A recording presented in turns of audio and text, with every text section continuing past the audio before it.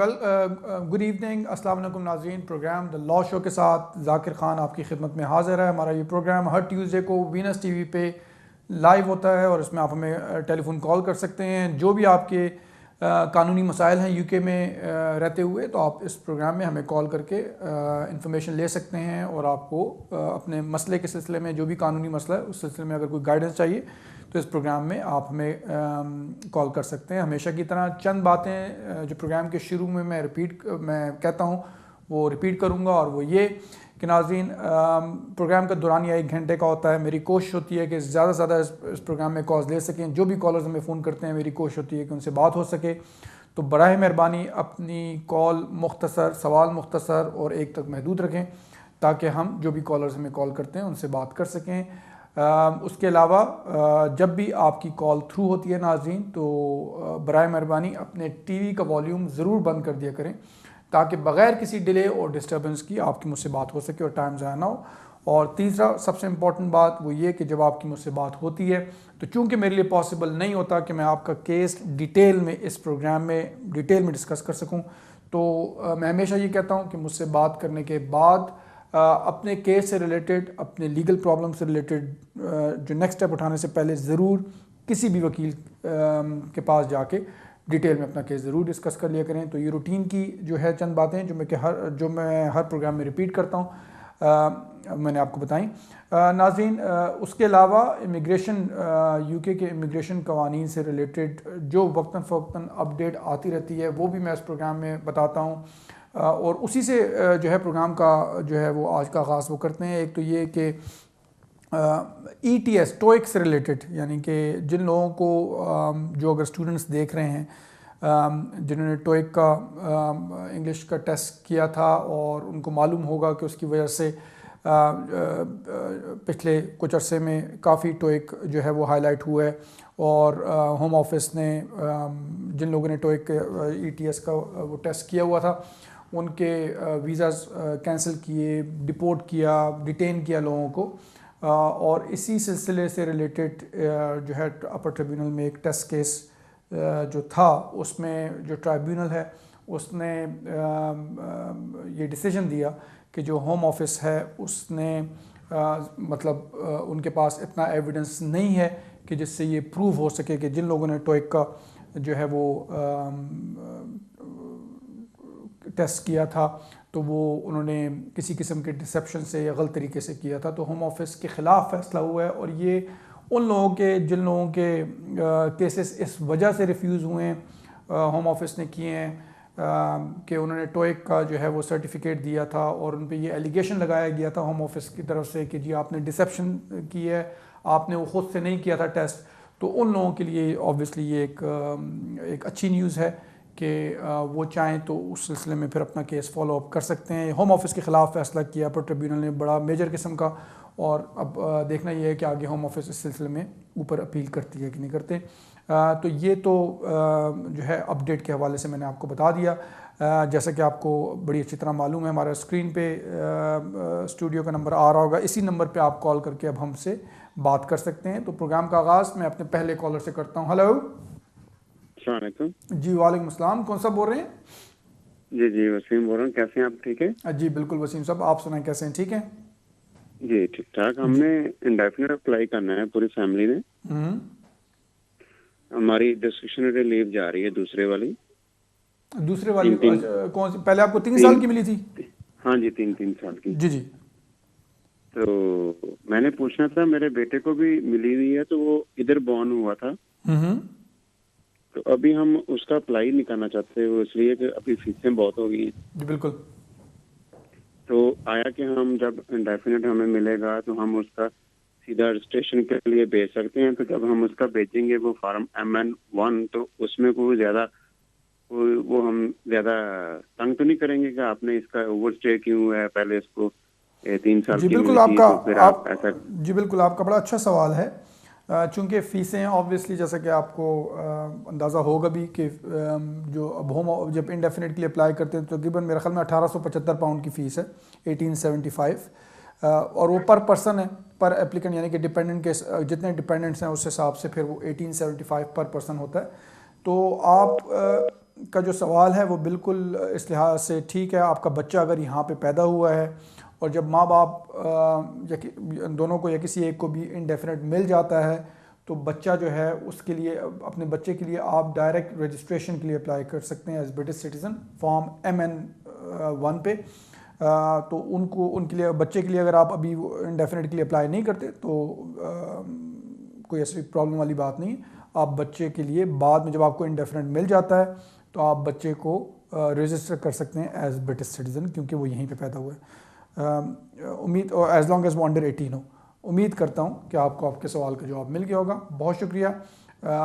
Next caller की तरफ चलते हैं। हेलो। अस्सलाम वालेकुम। जी वालेकुम सलाम। कौन सा बोल रहे हैं? जी शिजात बोल रहा हूँ मैनचेस्टर से। मैंने 2-3 दफ़ा आपको फ़ोन किया लेकिन टाइम ही नहीं मिल सका। जी तो बिल्कुल बोले, हम कोशिश करते हैं। मेरा यूरोपियन बीवी है, वाइफ है इटालियन पाकिस्तानी। 2.5 साल हो गए मुझे शादी की और 1.5 साल की मेरी बच्ची है। और मैंने फाइल भेजी थी, ओवरसीज शिनाख्ती कार्ड बना के, मेरे पास पासपोर्ट नहीं था। तो अभी उन्होंने ना रिफ्यूज़ल भेज दिया, वापस भेज दिया फाइल। उन्होंने बोला कि हमने जो है ना, हमें पासपोर्ट चाहिए, वैलिड पासपोर्ट चाहिए। अम्बेसी में जाता हूँ ऑफिस का लेटर लेके, तो वो जो है ना वो बना के नहीं देते। वो बोलते हम नहीं बना के दे सकते। अच्छा, तो आपने जो अपना आईडी कार्ड भेजा था वो उर्दू में था कि इंग्लिश में था? इंग्लिश में। मैंने लंदन से बनवाया था शिनाख्ती कार्ड जो ओवरसीज वाला है।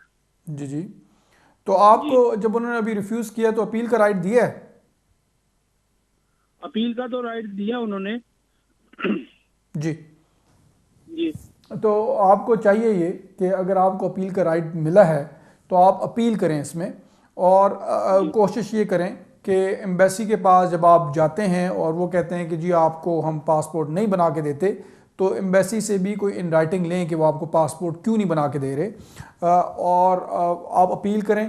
क्योंकि जहाँ तक मेरी नॉलेज है उसमें यह है कि आप जब यूरोपियन एप्लीकेशन करते हैं तो आपको उनका जो है एविडेंस ऑफ आइडेंटिटी जो है वो अपना देना होता है, जो कि अगर आपके पास नेशनल आईडी कार्ड है तो वो भी होम ऑफिस को एक्सेप्ट करना चाहिए अगर आप पासपोर्ट किसी वजह से नहीं बना सकते। तो जैसा कि मैंने कहा है, आप उसको अपील भी करें। आप एम्बेसी से पासपोर्ट अगर वो नहीं दे रहे तो उस सिलसिले में कोई इन राइटिंग भी लें। तो मैं उम्मीद करता हूँ इंशाल्लाह कि कोर्ट जो है ज़रूर आपकी बात इस सिलसिले में सुनेगी और इंशाल्लाह होपफुली फ़ैसला आपके हक में होगा। जिन लोगों ने उम्मीद करता हूँ कि आपको आपके सवाल का जवाब मिल गया होगा। अगली कॉल लेने से पहले मैं ज़रूरी बताता चलूँ कि अगर जिन लोगों से बात नहीं हो सकती, उनका कोई मसला है, तो हमारा ईमेल एड्रेस भी अभी स्क्रीन पे आ रहा है। इसी ईमेल पे आप हमसे कांटेक्ट कर सकते हैं और आपको अगर कोई गाइडेंस चाहिए तो हम दे सकते हैं। अगले सवाल की तरफ चलते हैं, अगले कॉलर की तरफ चलते हैं। Hello hello. हेलो, सत श्री अकाल डॉक्टर साहब। जी सत श्री अकाल जी, कैसे हैं आप? ठीक है? हाँ जी ठीक ठाक। अच्छा, मेरे 3 क्वेश्चन है जी। जी जी बिल्कुल, बोलें, क्या सवाल है? अच्छा, पहला क्वेश्चन ਇਹ ਆ ਜੀ, ਮੇਰੀ ਫੈਮਿਲੀ ਨੂੰ ਆਇਆ ਨੂੰ 6 ਸਾਲ ਹੋ ਗਏ ਇੱਥੇ, ਤੇ ਬੱਚਾ ਵੀ ਇੰਡੀਆ ਤੋਂ ਆਇਆ, ਤੇ ਉਹਨਾਂ ਦਾ ਕੇਸ ਕਦੋਂ ਅਸੀਂ ਲਾਈਏ? बच्चे को कितना, 6 साल हो गए? बच्चा भी? हाँ जी, ਬੱਚੇ ਨੂੰ 6 ਸਾਲ ਹੋ ਗਏ ਇੱਥੇ ਪੜ੍ਹਦੇ ਨੂੰ। अच्छा, बच्चे ਦੀ ਮੈਂ ਜਿੱਦਾਂ ਏਜ क्या है? ਮੈਨੂੰ ਜਿੱਦਾਂ 10 ਸਾਲ ਹੋ ਗਏ ਆਏ ਨੂੰ, ਮੈਂ ਵੀ ਜਿੱਦਾਂ ਇਦਾਂ ਆਇਆ। ਤੇ ਇੱਕ ਸਾਨੂੰ ਦੱਸ ਦਿਓ ਕਿ ਕਿਹੜਾ ਸਾਨੂੰ ਜਿੱਦਾਂ ਟੈਸਟ ਪਾਸ करना पऊगा देखो इंग्लिश का? जी अभी इंग्लिश के टेस्ट तो आपकी वो नहीं है क्योंकि आप इलीगल हैं। आपको जो मेन जो चीज़ है, बच्चे को आए हुए 6 साल हो गए। जब साल, वैसे तो अभी भी आप एप्लीकेशन कर सकते हैं, लेकिन बच्चे को जब यहाँ पे रहते हुए 7 साल हो जाएं, यानी 7 साल जब हो जाएं तो फिर आपकी एप्लीकेशन स्ट्रांग हो जाती है। हाँ जी जी ठीक है। तो आप ये ज़रूर करें, क्योंकि आपको 10 साल हो गए आप कह रहे हैं। बच्चा भी जो है वो स्कूल जा रहा है, बच्चे को भी 6 साल हो गए यहाँ पे रहते हुए। आजकल हालात भी ऐसे नहीं है कि आप किसी किस्म की एप्लीकेशन के बगैर रहते रहें, क्योंकि कोई भी प्रॉब्लम हो सकती है। आपकी एप्लीकेशन अच्छी स्ट्रांग बनती है। आपको चाहिए किसी वकील से रब्ता करके और कोई एप्लीकेशन जो है वो जो ह्यूमन राइट्स की आपकी या प्राइवेट लाइफ की बेसिस पे आप एप्लीकेशन करें। बहुत शुक्रिया। नेक्स्ट कॉलर की तरफ चलते हैं। हेलो हेलो हेलो जी, नेक्स्ट कॉलर की तरफ चलते हैं। हेलो